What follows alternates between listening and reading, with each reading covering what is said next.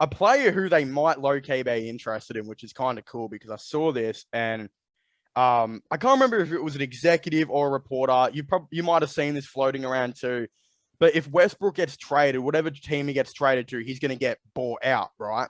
That's what they're saying right now, which I still find to be crazy. Like, if I was the Pacers and I somehow got Russell Westbrook in a deal, I would honestly still think about playing him. I mean, who else are you going to try? And, you got to bring in seats if you're Indiana, right? You got to bring people into those seats. And I feel like if you got Westbrook back to his old status in the NBA, he could locate do it. But the thing is, he might be getting bought out. And Washington, I've heard, are one of the only teams in the NBA, if not the only team, that would be willing to give him the starting role. Because think about it, their starting point guard right now is Bradley Beal. And that's just Bradley Beal. I don't, can he play make that well? I mean...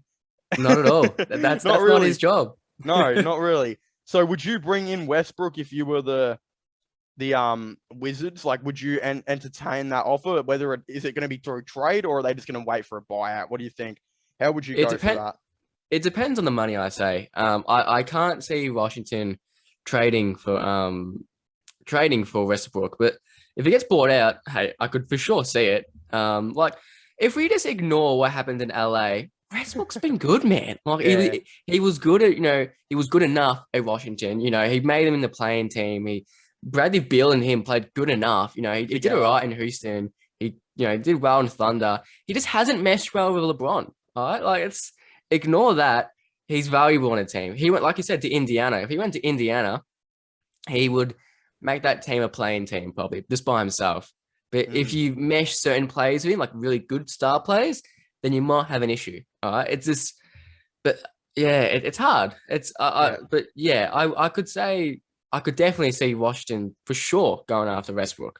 If I was Washington, I would sign Westbrook, make sure that buyout happens. And then if they targeted a small forward, that team, I think, would be pretty stacked, especially if it's a good defensive one.